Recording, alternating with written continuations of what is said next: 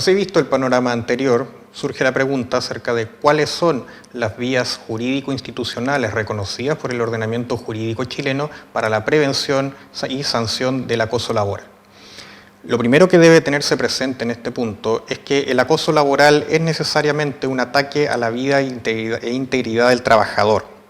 Y en este punto inciden distintos conceptos relacionados con la obligación del empleador de proteger eficazmente la vida y salud de sus trabajadores. El empleador está por ley y por su obligación contractual obligado a prevenir estos ataques. En este sentido, la primera obligación del empleador ha sido también introducida por la Ley 20.607 en cuanto establece en el artículo 153 del Código del Trabajo, entre aquellas menciones propias de un reglamento interno de orden, higiene y seguridad, establecer las medidas destinadas a obtener un ambiente laboral digno entre los trabajadores, lo que impone al empleador la obligación de establecer mínimos en materia de riesgos laborales y psicosociales originados en estas conductas de hostigamiento. Por otro lado, el acoso laboral también puede ser visto como una vulneración de los derechos fundamentales del trabajador. Y finalmente también puede ser entendido como una violación de la libertad sindical, ya examinando el acoso laboral a partir de la fase colectiva del derecho del trabajo. Esto es entendido como las prácticas, el acoso laboral entendido como prácticas antisindicales. Como ya decíamos antes de la promulgación de la Ley 20.607, el concepto de acoso laboral ya era conocido entre nosotros, ya era sancionado a nivel jurisprudencial. Así ya existían una nutrida jurisprudencia que, aplicando conceptos propios del derecho civil, sancionaba el acoso laboral con indemnizaciones propias del incumplimiento contractual. Asimismo, también había sido, a partir del año 2006 especialmente, reconocido el acoso laboral a partir de la vulneración de derechos fundamentales, especialmente mediante la herramienta del recurso de protección. Y finalmente, como ya el último eslabón en esta escalera, tenemos que la Ley 20.087 sobre reforma procesal laboral contempla un procedimiento propio y idóneo para combatir estas situaciones de acoso laboral, cual ha sido el procedimiento de tutela de derechos fundamentales, lo cual permite prevenir, ya sea de forma directa o indirecta, el acoso laboral, fortaleciendo la plena vigencia en sede laboral de los derechos fundamentales del trabajador, nuevamente en el marco del reconocimiento de lo que se ha entendido como la ciudadanía del trabajador en la empresa. Así las cosas, viendo ya pormenorizadamente, tenemos que la primera de las vías institucionales con las que podrá contar el trabajador afectado por una situación de acoso laboral será la denuncia ante la Dirección del Trabajo, quien dentro de sus facultades fiscalizadoras y sancionadoras podrá imponer multas al trabajador quien no haya ejercido esta obligación y este deber de cuidado de la vida y seguridad de sus trabajadores a través de la imposición, como ya dijimos, de multas y sanciones. Sin embargo, esta no es una vía que resulte del todo atractiva para el trabajador, en el entendido de que las facultades fiscalizadoras de la Inspección del Trabajo son esencialmente punitivas, sancionadoras una vez que ya ha ocurrido la situación de acoso laboral, imponiendo estas multas, pero no necesariamente permitirán una prevención a futuro de próximas acciones de acoso laboral. Por lo tanto, esta vía existe, pero la vía administrativa existe, pero no ha sido la mayormente ocupada por los trabajadores porque no es una vía que permita una garantía de evitar futuras situaciones de acoso laboral. La Ley 20.607 estableció también como una nueva causal de despido por el acoso laboral, una nueva causal de despido y de caducidad del contrato de trabajo, el artículo 160 numeral 1, letra F del Código del Trabajo, en cuanto establece que el contrato de trabajo termina sin derecho a indemnización alguna por alguna de las conductas graves de carácter debidamente comprobadas que a continuación se indican, y entre ellas, en su letra F, establece estas conductas de acoso laboral. En este sentido, es que el trabajador afectado por la situación de acoso laboral podrá optar también ya sea por la renuncia o por la situación de despido indirecto, en que es el propio trabajador quien acusa al empleador de incumplimientos a su contrato de trabajo. En este sentido, es posible que el trabajador que sea víctima del acoso laboral opte por el recurso extremo de autodespedirse y, obviamente, demandando las indemnizaciones propias del término de contrato, aduciendo estos actos como causal del autodespido, estos actos de acoso laboral. Se indicará también que en la propia demanda que el hostigamiento es el resultado del abandono de los deberes del empleador, o ya sea por su falta de probidad en el desempeño de sus funciones del empleador, o por omisiones o acciones u omisiones temerarias que afecten a la seguridad de este trabajador. En este sentido, lo usual será distinguir en cuanto a la causal empleada por el trabajador para este autodespido. La causal del artículo 160, número 1, letra F del Código del Trabajo, esto es, conductas de acoso laboral, se aplicará cuando el agente de esta acción de acoso laboral u hostigamiento sea el empleador directamente. Y usualmente la causal del artículo 160, numeral 5, esto es, actos u omisiones o imprudencias temerarias que afecten a la vida o seguridad de los trabajadores, se aplicará en los casos en que el acoso laboral ocurra no por una acción directa del empleador, sino por acciones de otros trabajadores o del empleador en concurso con otros trabajadores. También el trabajador afectado tiene la oportunidad de interponer como herramienta, podrá interponer el recurso de protección de garantías constitucionales. En este sentido, existen determinados derechos reconocidos por la Constitución Política de la República que por su propia naturaleza pueden ser especialmente afectados por situaciones de acoso laboral, entre ellos el derecho a la vida y a la integridad física y psíquica de la persona, el respeto y protección de la vida privada y pública de la persona y de la honra de su familia, la inviolabilidad de formas de comunicación privada y la libre elección y la libre contratación del trabajo. En este punto sí es importante establecer que la primera sentencia dictada por un tribunal chileno y que reconocía la vigencia de los derechos fundamentales del trabajador en la relación laboral se dictó justamente en un recurso de protección, en la causa Rol 665-2006 de la Ilustrísima Corte de Apelaciones de Valdivia. Se trata de la primera sentencia que reconoce el acoso laboral como un fenómeno atentatorio de derechos fundamentales del trabajador y que por lo tanto tienen una aplicación y una vinculación directa en la relación laboral entre el empleador y el trabajador. En este sentido es que la Corte de Apelaciones obligó y estableció que es necesario mantener un buen ambiente laboral en resguardo del derecho a la vida y a la integridad física y psíquica de las personas garantizado por la Constitución Política de la República. Y ordena al recurrido que ponga término a toda actitud, malos tratos o medidas abusivas que debiliten o impidan un ambiente laboral sano y digno de los trabajadores, de modo que cesen las angustias y aflicciones que se observan en el área de responsabilidad del empleador. Como ya se ha mencionado también en otro punto de este curso, el recurso de protección no es necesariamente la vía más idónea para la protección de derechos fundamentales del trabajador en la situación dentro de la relación laboral. El recurso de protección es una norma de carácter excepcional, un recurso, perdón, de carácter excepcional, que tiene por objeto la protección de derechos cuando existe una situación indubitada de vulneración. Y tenemos que, de acuerdo a la naturaleza de las situaciones laborales y de las relaciones laborales, lo usual será que normalmente las situaciones de acoso u hostigamiento se provocarán de forma subrepticia o clandestina, de forma tal de disimular las eventuales vulneraciones de los derechos fundamentales del trabajador. Y por lo mismo será necesario producir prueba, situación que excede a los márgenes propios del recurso de protección, que requiere que se trata de una acción rapidísima para ser eficaz y que procede en las situaciones palmarias en que aparezca necesariamente que las garantías fundamentales han sido vulneradas. Mencionábamos también que existe una nueva causal de despido por situaciones de acoso laboral. En el artículo 160, número 1, letra F del Código del Trabajo, se establece que el contrato de trabajo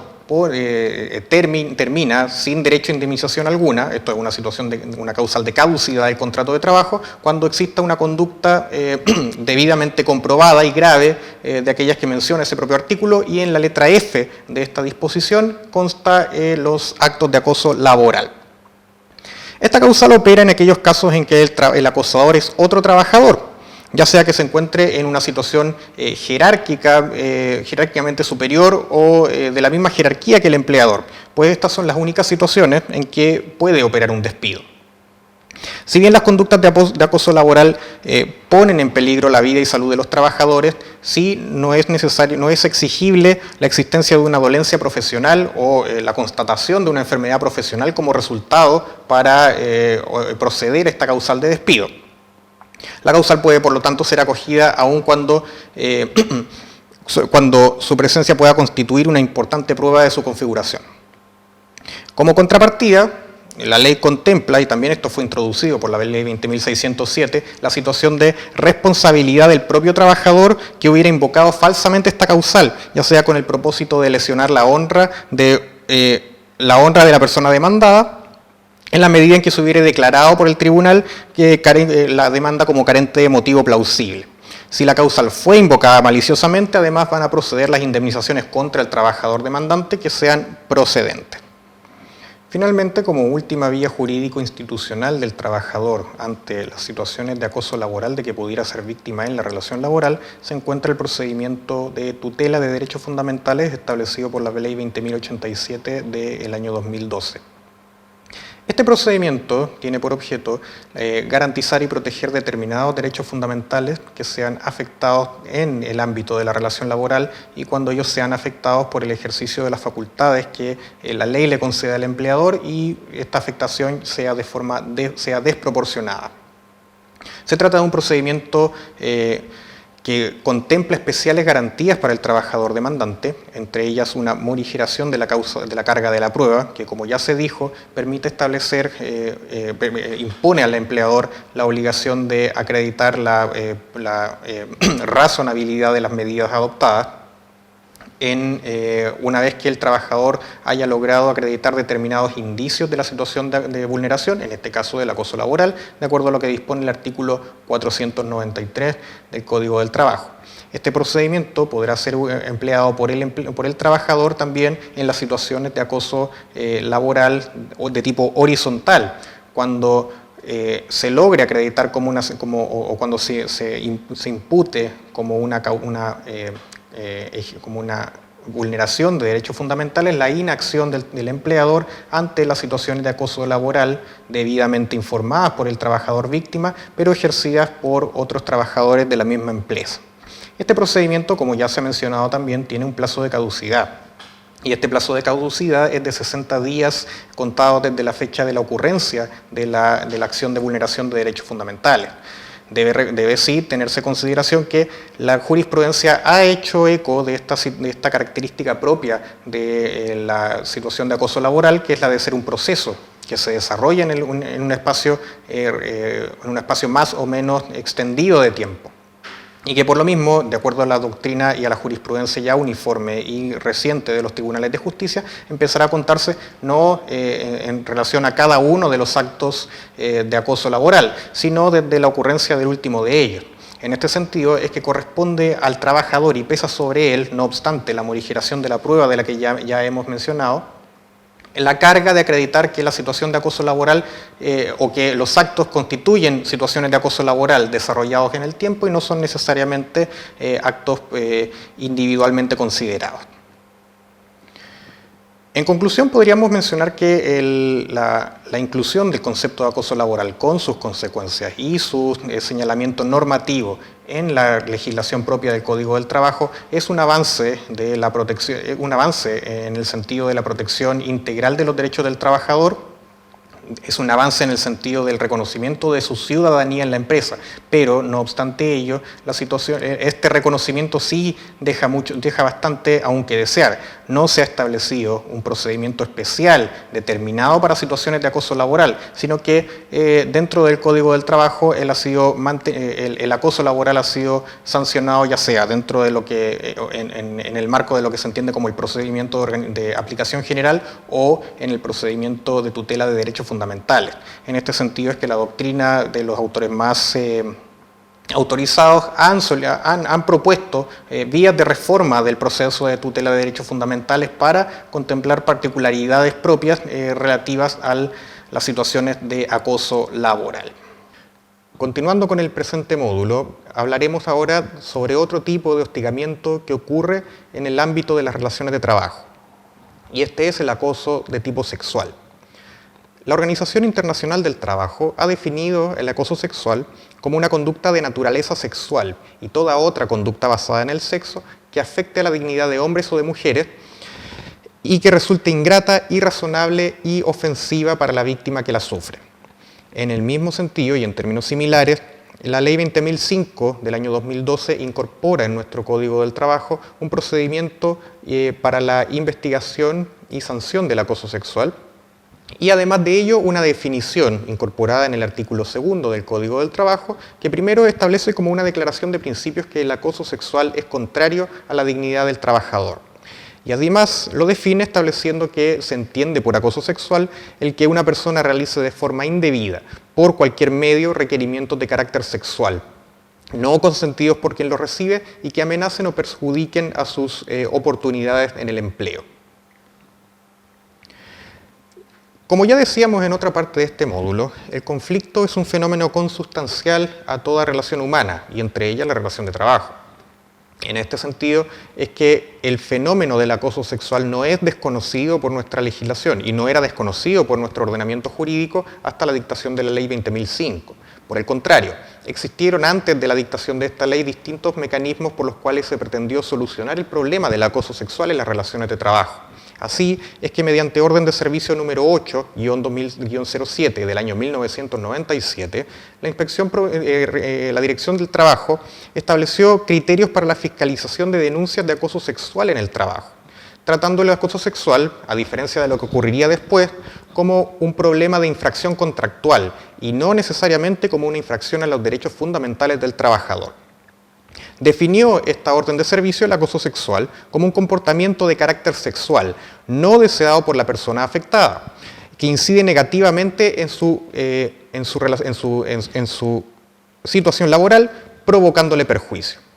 Además, esta misma orden de servicio clasifica el acoso sexual según su sujeto activo en jerárquico y horizontal. Será jerárquico aquel configurado por cualquier tipo de conducta desarrollada por un superior jerárquico de la persona afectada, normalmente asociado ya sea a amenazas o a beneficios, en lo cual se entiende como chantaje sexual. Y el horizontal, que corresponde a las conductas desarrolladas no por personas, por superiores jerárquicos en la empresa, sino por el contrario, por compañeros de trabajo. Estos conceptos a continuación serían recogidos por la posterior legislación de la Ley 20.005, como veremos a continuación.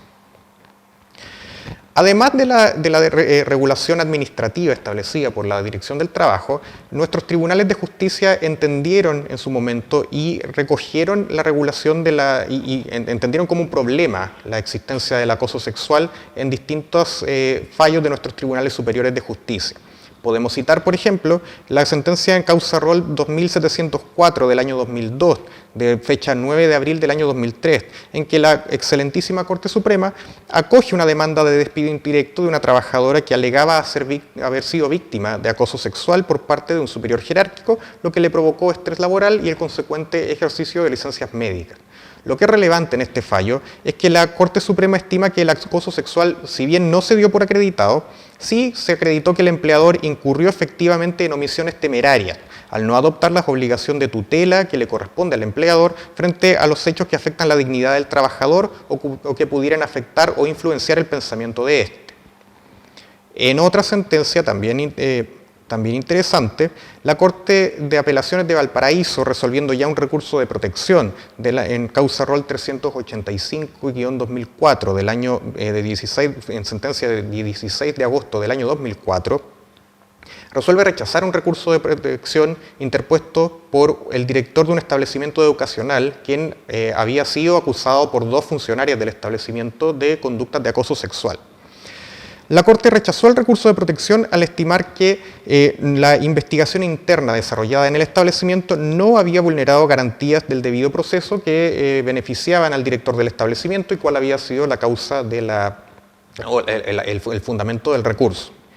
En este sentido, se establece que la investigación interna constató irregularidades que son inherentes a conductas del acoso sexual, que en su momento se definieron como la falta de probidad, conducta inmoral e incumplimiento grave de las obligaciones que imponía la función del director del establecimiento. Visto este panorama administrativo y jurisprudencial, en el año 2012 el legislador promulga la Ley 20.005 que establece normas sobre contenidos mínimos en materia de prevención y sanción del acoso sexual. Como ya se ha hablado en este módulo, el derecho laboral ha experimentado una evolución hacia un mayor reconocimiento de los derechos fundamentales del trabajador, lo que se entiende como los derechos laborales inespecíficos en el ámbito de la relación laboral. Esto es lo que se reconoce y lo que se ha denominado como el reconocimiento del concepto de ciudadanía en la empresa. Y la ley de acoso sexual, la ley 20.005, no está ajena a este contexto de reconocimiento de derechos fundamentales del trabajador en el ámbito laboral. Así es que tenemos que una nueva definición del acoso sexual establecida en el Código del Trabajo lo define como el que una persona realice de forma indebida, por cualquier medio, requerimientos de carácter sexual no consentidos por quien los recibe y que amenacen o perjudiquen su situación laboral. Analizando esta definición, tenemos que en primer lugar el núcleo de la definición es que se trate de una conducta indebida, es decir, una conducta que no sea apropiada en el contexto y que no sea justificada dentro del contexto de una relación laboral. También debe ser realizada por una persona. En este sentido es importante indicar que la definición del acoso sexual que contempla el artículo 2 del Código del Trabajo no está restringido a personas no está restringido al empleador ni a otros trabajadores y ni siquiera a personas que laboren en la misma empresa. Puede tratarse de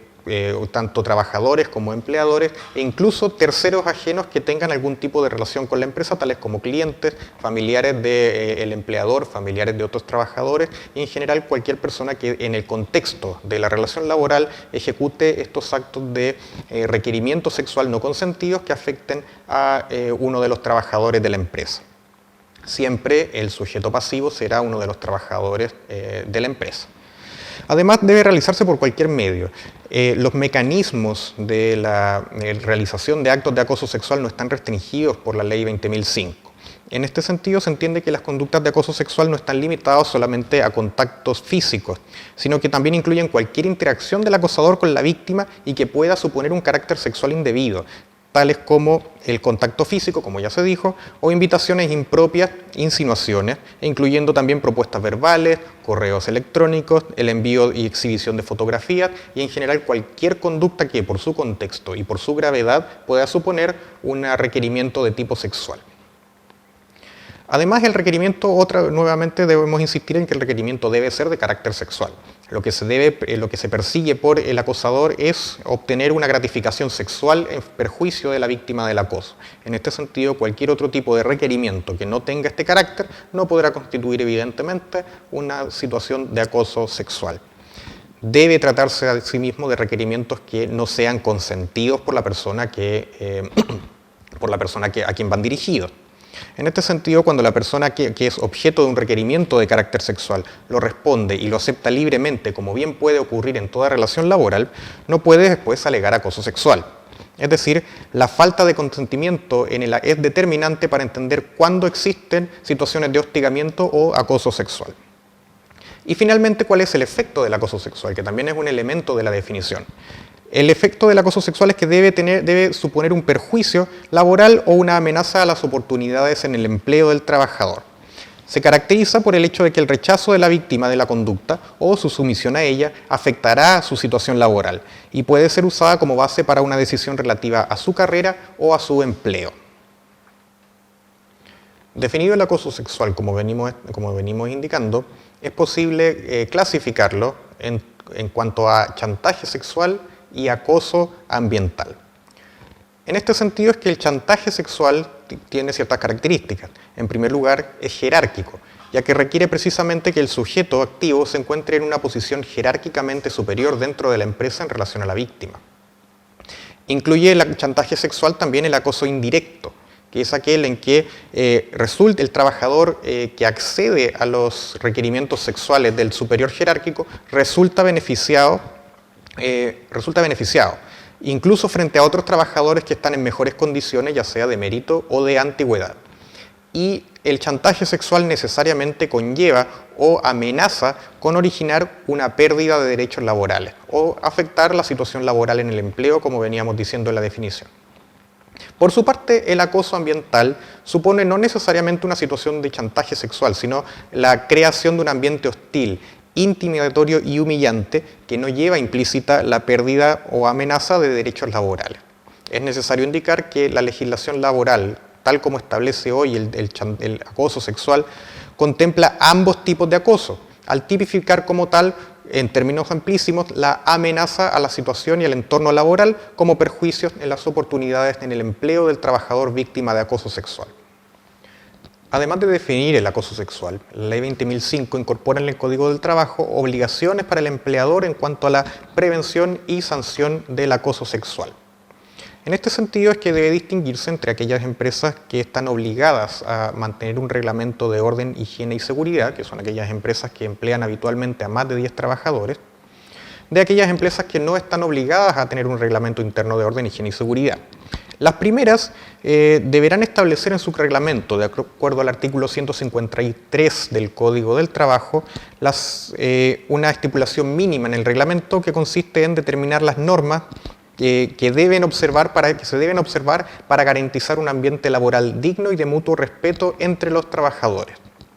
Adicionalmente, el artículo 154, numeral 12 del Código del Trabajo contempla una nueva estipulación mínima que debe contener el reglamento interno. ¿Cuál es el procedimiento al que se someterán las medidas de resguardo y las sanciones en caso de denuncia de acoso sexual? También se establecen nuevas estipulaciones mínimas del mismo reglamento interno en relación a la denuncia y al procedimiento a seguir en caso de denuncias por acoso sexual. En cuanto a la denuncia, ya debe ser presentada por la víctima por escrito. La denuncia puede ser presentada ya sea a la dirección de la empresa o a la inspección del trabajo respectiva. Además, puede la denuncia ser presentada por el sindicato al cual está afiliado el trabajador afectado. El empleador que recibe la denuncia puede efectuar ya sea su procedimiento interno de investigación o remitir la denuncia a la inspección del trabajo respectiva dentro del plazo de 5 días de recibida esta denuncia. El Código del Trabajo establece esta opción para el empleador. En caso de que el empleador opte por desarrollar una investigación interna, esta investigación debe, en primer lugar, constar por escrito. Debe, además, en respeto de las garantías fundamentales de los trabajadores afectados e involucrados, ser llevada en estricta reserva. Debe también garantizar que ambas partes sean oídas. Y además se establece un plazo máximo de duración de la investigación, cual es 30 días contados desde la recepción de la denuncia. Una vez concluida la investigación del empleador, debe remitir los antecedentes a la Inspección Provincial del Trabajo respectiva, quien formulará las observaciones que le parezcan pertinentes. Estas observaciones deberán ser puestas en conocimiento del trabajador, del denunciante y del trabajador afectado. Según el mérito del informe, el empleador debe disponer medidas y sanciones que correspondan. Para ello cuenta con el plazo de 15 días contados desde la recepción del informe de la Inspección del Trabajo. Además, como ya decíamos, el empleador puede optar por no realizar una investigación interna y en este caso debe remitir los antecedentes dentro del plazo de 5 días de recibida la denuncia a la Inspección del Trabajo respectiva. Las conclusiones de la inspección deben ser puestas en conocimiento del empleador, del denunciante y del afectado. Y nuevamente el empleador cuenta con un término de 15 días contados desde la recepción del informe de la inspección del trabajo para adoptar las medidas y sanciones que correspondan. En este caso también el plazo máximo de investigación de la Dirección del Trabajo es de 30 días contados desde la recepción de la denuncia. En cuanto a las empresas que no están obligadas a llevar un reglamento interno, la obligación del empleador se cumple una vez remitiendo los antecedentes a la inspección del trabajo respectiva, quien seguirá el procedimiento ya indicado anteriormente. Sin embargo, nada impide al empleador que aún cuando no esté obligado a llevar un reglamento interno, a tener normas internas sobre investigación y sanción del acoso sexual, lo cual será de importancia para el empleador y beneficioso para él, según se dirá, en relación a los recargos legales a que pudiera estar obligado el empleador en caso de declararse que el despido fundado en el acoso sexual es injustificado, indebido o improcedente. El reglamento interno también debe contener, como ya decíamos, ciertas normas que son mínimas. En primer lugar, debe establecer un procedimiento propiamente tal. Debe también contemplar medidas de resguardo que se adoptarán apenas recibida la denuncia por acoso sexual. Estas medidas deben cumplir con garantías para los trabajadores, tanto denunciante como para el trabajador denunciado.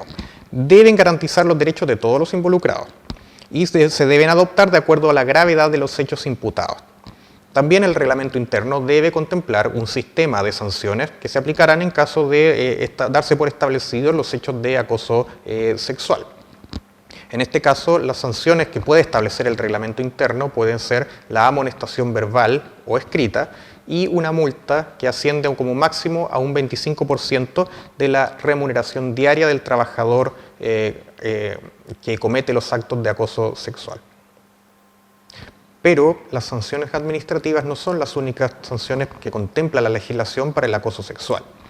Por el contrario, la Ley 20.005 establece e incorpora en el artículo 160 una nueva causal de caducidad del contrato de trabajo, por el cual éste terminará sin derecho a indemnización alguna cuando se acredite alguna de las conductas de carácter grave, debidamente comprobadas, que a continuación se indican en el numeral primero de este artículo 160 y que señala en su letra B las conductas de acoso sexual. Conductas de acoso sexual. Si bien el tenor literal de la disposición parece requerir la pluralidad de conductas, una pluralidad de actos de acoso sexual,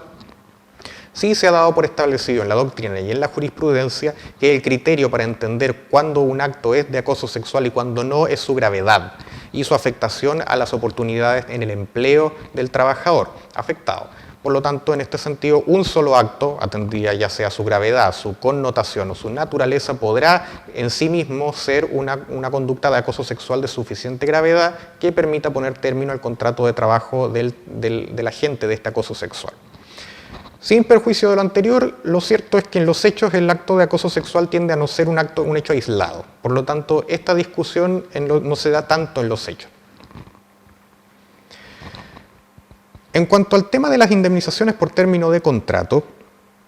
ya decíamos que el acoso sexual ha sido establecido como una causal de terminación del contrato que no da derecho a indemnización alguna. Pero ¿qué ocurre si un trabajador es despedido por actos de acoso sexual, por conductas de acoso sexual supuestamente comprobadas, y el tribunal establece que dichas conductas no se han acreditado y que por lo tanto el despido es injustificado, indebido o improcedente? En este caso, el trabajador despedido tendrá derecho no solamente a una indemnización por años de servicio que le corresponda y equivalente a un mes de la prestación de servicios por cada año en que se haya desempeñado en la empresa, sino además a un recargo legal de esta última de un 80% de la indemnización por años de servicio. Sin embargo, el artículo 168 del Código del Trabajo, como también una nueva modificación e incorporación establecida por la Ley 20.005, establece que el empleador tiene el derecho de eximirse de los recargos legales sobre la indemnización por años de servicio, este recargo del 80%, cuando haya cumplido con la obligación establecida en el artículo 153, numeral 2, esto es que el reglamento interno contemple las normas mínimas para establecer un ambiente digno entre los trabajadores. Y además en el título cuarto del libro segundo del Código del Trabajo, esto es que el reglamento interno contemple normas sobre la investigación y sanción del acoso sexual, y ello para el caso de ser declarado el despido como injustificado, indebido o improcedente. En otros términos, Si el empleador ha cumplido con estas obligaciones, si el reglamento interno contempla estas normas mínimas sobre prevención y sanción del acoso sexual y contempla además las disposiciones necesarias para establecer un ambiente digno y seguro entre los trabajadores, el empleador, no obstante ser condenado por un despido injustificado, indebido o improcedente basado en conductas de acoso sexual, no estará obligado a sufrir este recargo del 80% por sobre la indemnización por años de servicio. Pero el acoso sexual no es solamente una causal de despido del trabajador agente del acoso sexual. También puede ser una causal de despido indirecto o lo que se conoce como el autodespido del trabajador que es víctima del acoso sexual. Y ello ocurre en aquellos casos en que el empleador es quien incurre en estas conductas de acoso sexual o en conductas que podrían ser estimadas como falta de probidad, en cuyo caso el trabajador afectado podrá reclamar simultáneamente con la acción de despido indirecto las otras indemnizaciones a las que tiene derecho, incluyendo la del daño moral. En este caso pueden distinguirse dos situaciones. Primero, la situación en que es el empleador quien no cumple su obligación de protección al trabajador. Y ello ocurre en aquellos casos en que el acosador sexual no es directamente el empleador. Y también ocurre cuando, frente a conductas de acoso sexual de otros trabajadores, el empleador es quien no adopta las medidas necesarias. En este caso, la causal invocada sería la del artículo 5 del numeral sexto del Código del Trabajo, esto es, actos, omisiones o imprudencias temerarias que afecten a la vida y seguridad del trabajador afectado por el acto de acoso sexual, o el incumplimiento grave de las obligaciones que impone el contrato de trabajo al empleador, señaladamente aquella que le obliga a proteger eficazmente la vida y seguridad de sus trabajadores, toda vez que se trataría de un empleador que, ante los requerimientos y constitutivos de acoso sexual desarrollados por otro de sus dependientes en contra de uno de los trabajadores, no ha cumplido debidamente con sus obligaciones contractuales. También puede ocurrir en los casos de acoso sexual directo, en aquellos casos en que es el propio empleador quien ha ejercido los actos de acoso sexual. Para cerrar el sistema, la norma establece un sistema de responsabilidad del trabajador, en aquellos casos en que el trabajador demandante del despido indirecto será obligado a indemnizar los perjuicios causados al afectado si es que esta causal de acoso sexual, de conductas de acoso sexual, ha sido invocada sin motivo con el propósito malicioso de lesionar la honra de la persona afectada y siempre que el tribunal haya declarado la demanda carente de motivo plausible y obviamente sin perjuicio de los demás derechos que correspondan.